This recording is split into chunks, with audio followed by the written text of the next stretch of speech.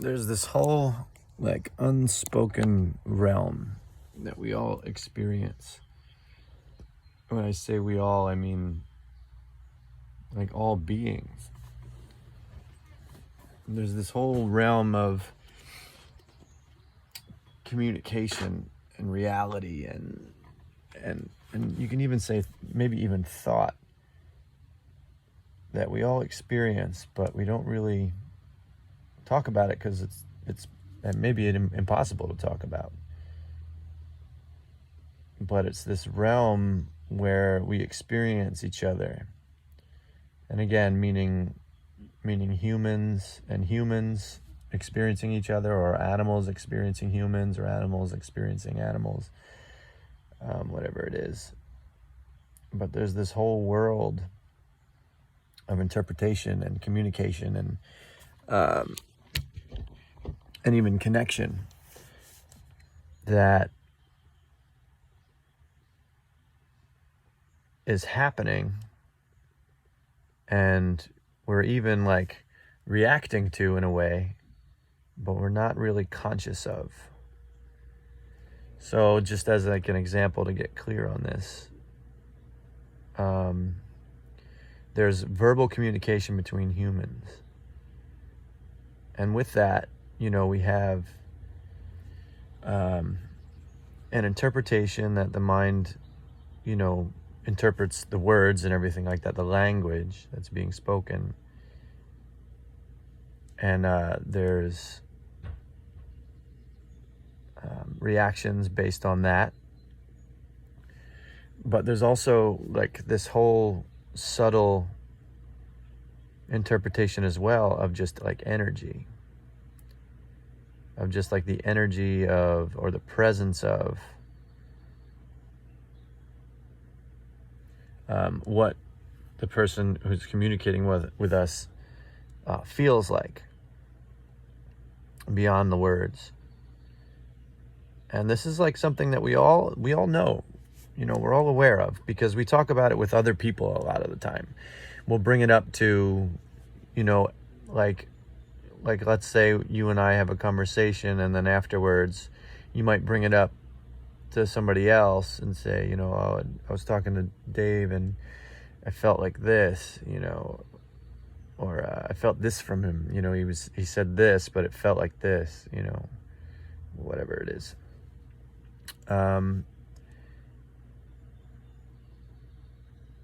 And it's like it's a part of like being empathic, or being able to feel really what somebody else is either feeling or expressing beyond like the words that they're expressing. And I don't know, I'm bringing this up because there's this whole reality that, like, again, we're all like aware of to a degree, but we don't really acknowledge as a part of our communication, but we experience it. And I think it might be valuable to like start acknowledging it.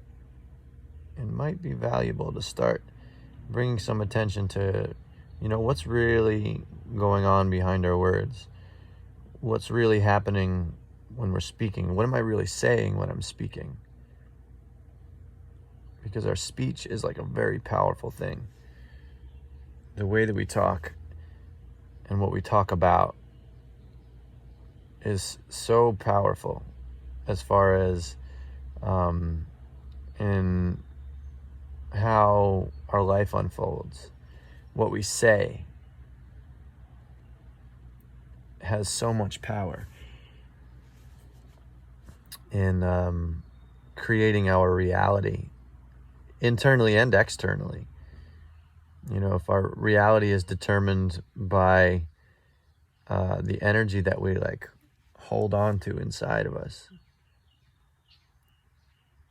if our karma is created by our attachments, karma being like the actions in the world, the actions that come through us, and the experiences that we have in our lives.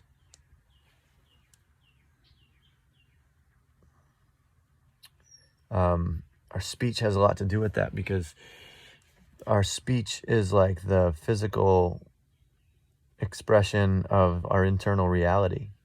You know, if you think about it, like there's a lot that happens before we speak about something. You know, there's a presence, there's an energy, and then after the energy there's like a thought, and or an idea or a concept or something like that. And then it's expressed. There's choice in between there too. Sometimes there's choice in like before we speak. Sometimes, you know, not always, but before we say anything, you know, we can choose what we say. We have the ability to do that anyway. And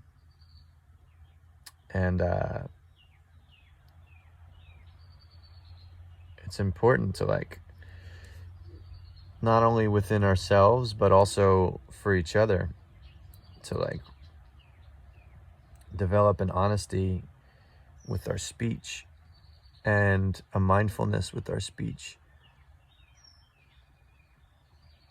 that so that it like aligns with the energy. And kind of what I was talking about before is a way where like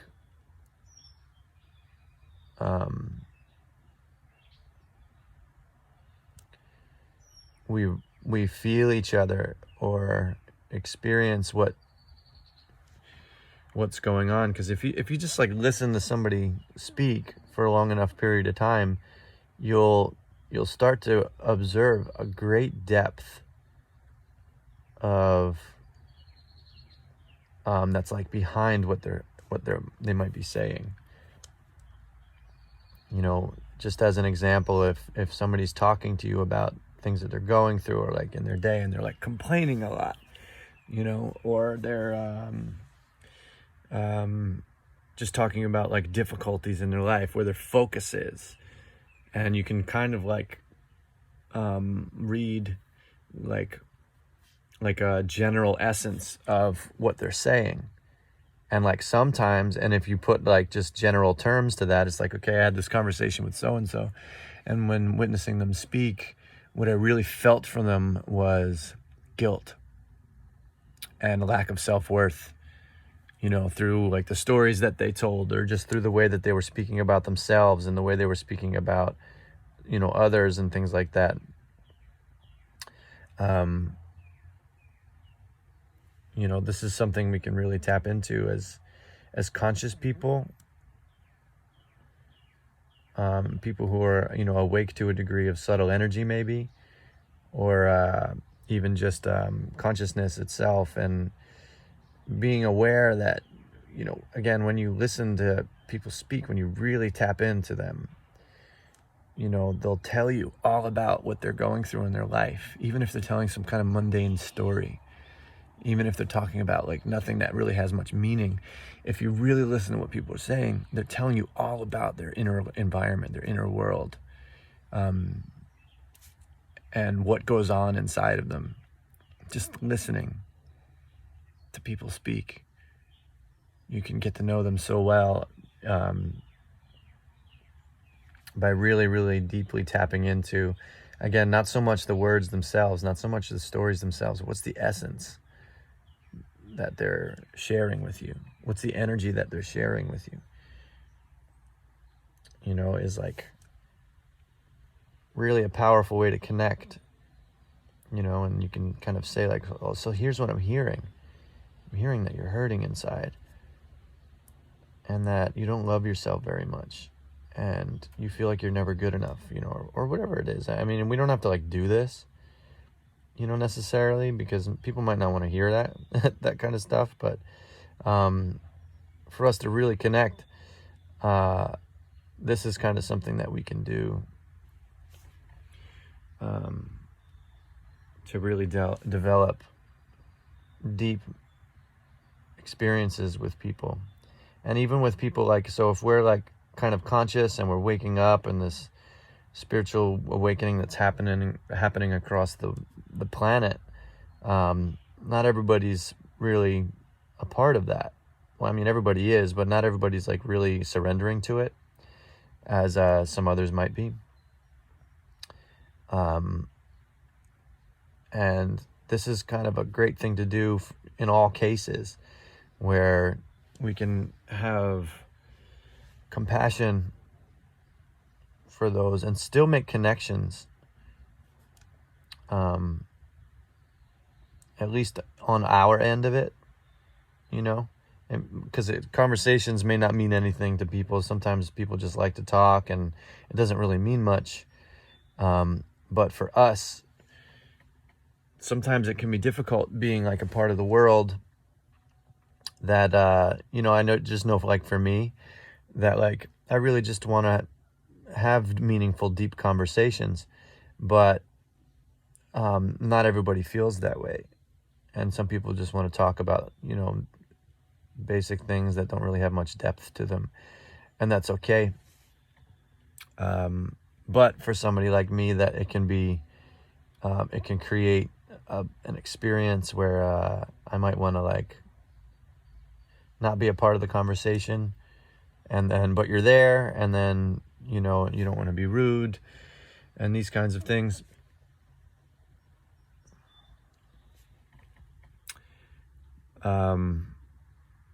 And at the same time, maybe I do want to connect, but it'll have to be on a different level than maybe I would really like. But this is kind of a way of doing that, of just listening, just being there and hearing what someone's really trying to tell you. Because whether people like to go deep or not, they're, again, expressing the depth of their being to you just by talking about what they're talking, because they're telling you what they focus on, and they're telling you like what their inner experience is like of life. And as we awaken more and more deeply, it's a beautiful thing to connect with everybody that we come in contact with on a deeper level. And it's a fulfilling experience. So this is one way that we can do that.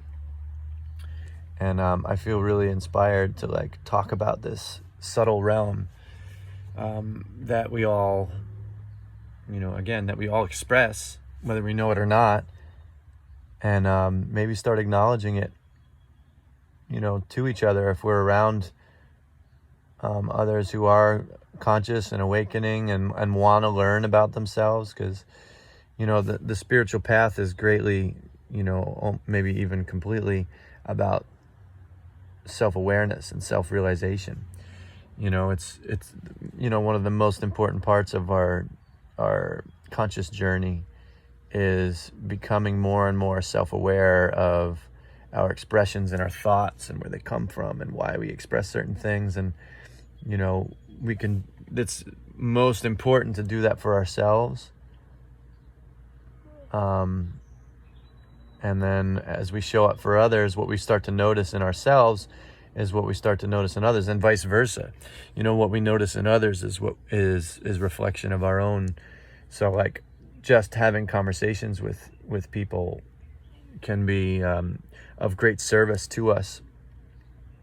You know, if we have this knowledge, this awareness that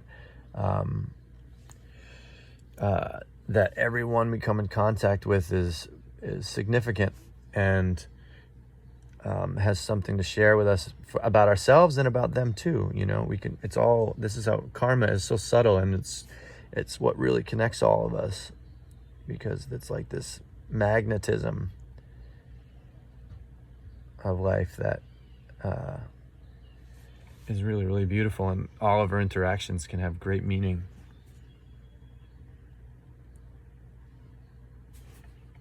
In each moment. And it's really a beautiful thing.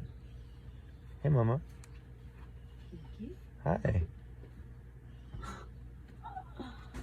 How's it going? It's a beautiful man. It's a beautiful woman. Sitting here. Oh. Hey. What are you doing? You're on camera. Look who it is. It's Kiki. Look who it is. It's Kiki. How's it going? Good. How's it going with you? Very good. Yeah? Mm-hmm. It's so good. So good. So good.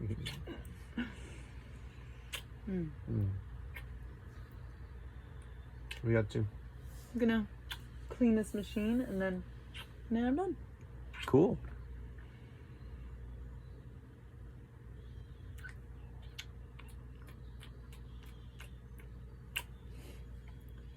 I'll leave you 3 to it. Ooh.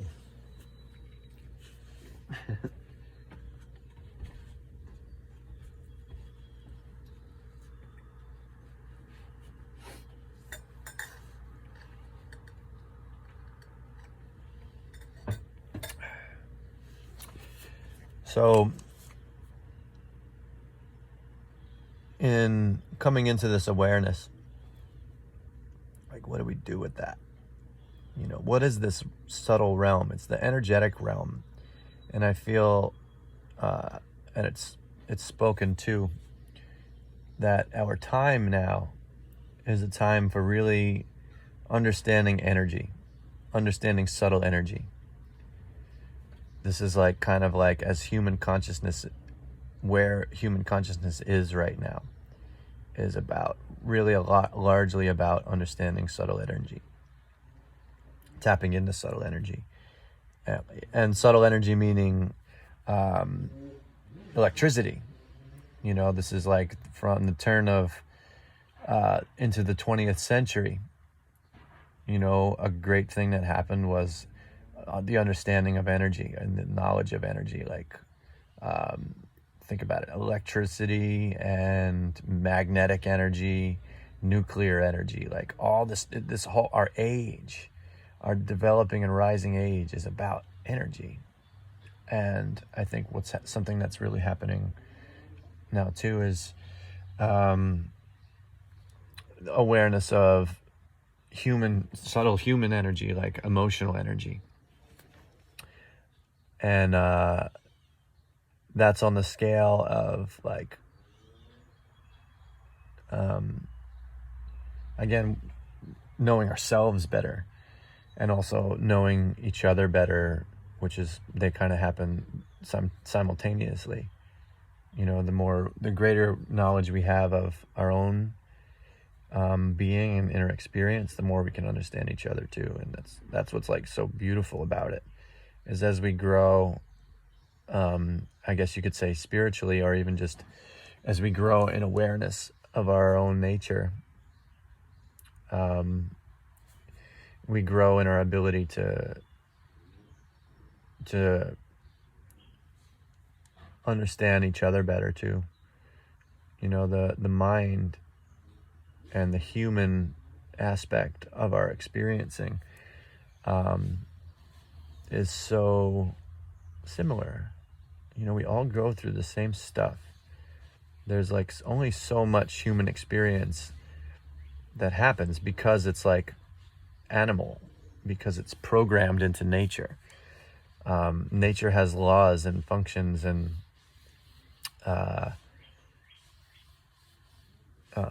formulas and all that kind of stuff. And that's part of like the experience of like bondage. You know, that aspect of our minds that binds us is the part that's like governed by those natural laws and everything, the gunas. And so there's a blessing in that, you know, as we learn transcendence and we tap into the spirit that's unbound and that's completely free and liberated beyond this material plane. As we tap into that, you know, the knowledge of the limited aspect of us is really beautiful in a way, because when we find ourselves experiencing or expressing through those limitations, then we can use that as a jump off into transcendence. What am I even saying here? I mean, but what I'm really getting into is, as we develop our own knowledge of our own habits and our own methods of experiencing, we really tap into all humans and really all beings, because, you know, even the whole animal kingdom operates in a similar way. And we can use that to, one, again, have sympathy and have empathy and understand where these beings are coming from when they're expressing to us in certain ways. And when people are going through, like the medicine for all of our suffering is really singular. It's in spirit, it's in divinity. No matter what we're going through in our lives, any kind of suffering can be pulled back into the divine self. It can be drawn inward to the truest essence of our being, and when it's taken there, it's purified in a way. So in other words, and you can word this in a few different ways. You can say, you can give it all to God. It's saying the same thing of purifying it within your divine self. Because God is the divine self, the one. And so, like, however it fits for you to acknowledge that, or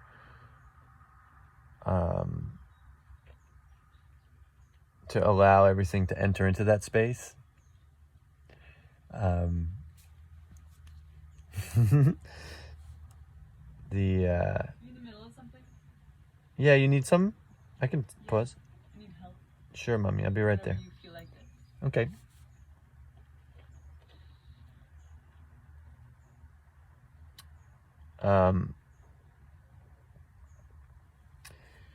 This is kind of, it's really the remedy for everything that comes up. And like, even for,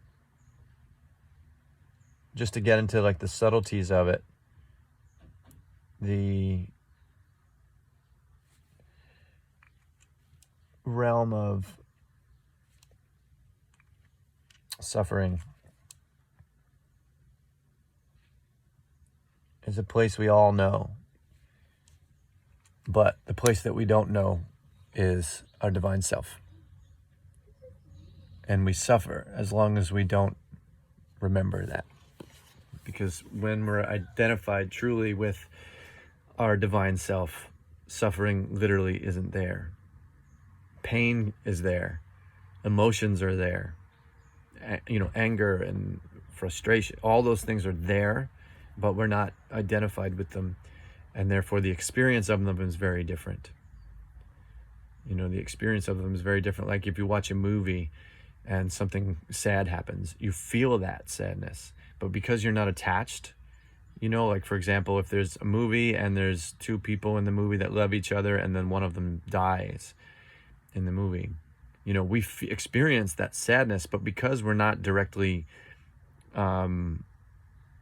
related with it, and because we don't have any attachment to those beings specifically, and we have awareness that it's not real, it's a movie, the experience of the emotion is very different.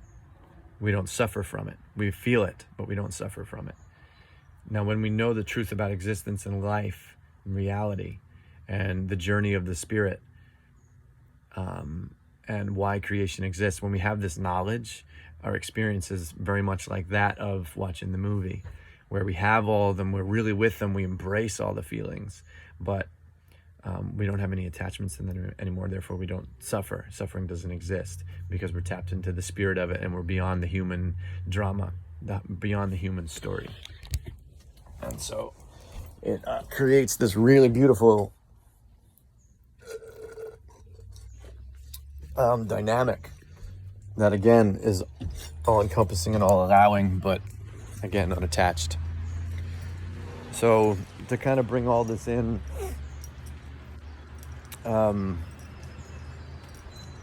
let's get in tune with this subtle reality. Let's acknowledge this subtle reality that can really deepen our awareness of existence and life, in our own connection with life in itself as it unfolds in front of us that we're like watching, but also in our human relations, and even in our plant and animal relations and our insect relations, and to see everything as an aspect of the one self, and to tune in, like just to drift back for a moment into like how this all started, this conversation, and how, you know, when we communicate with humans, that essence and that energy that's behind what the words are saying, you know, if we can tap in and really be with what is this being really expressing. You know, they're telling a story about their day,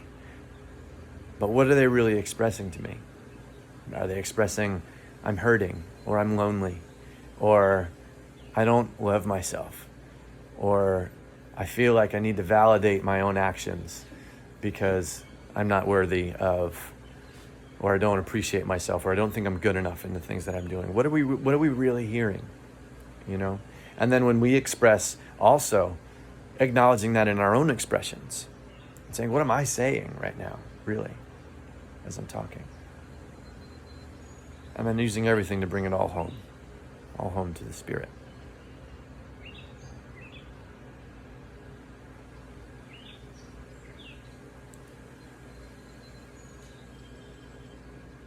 Thank you. Namaste.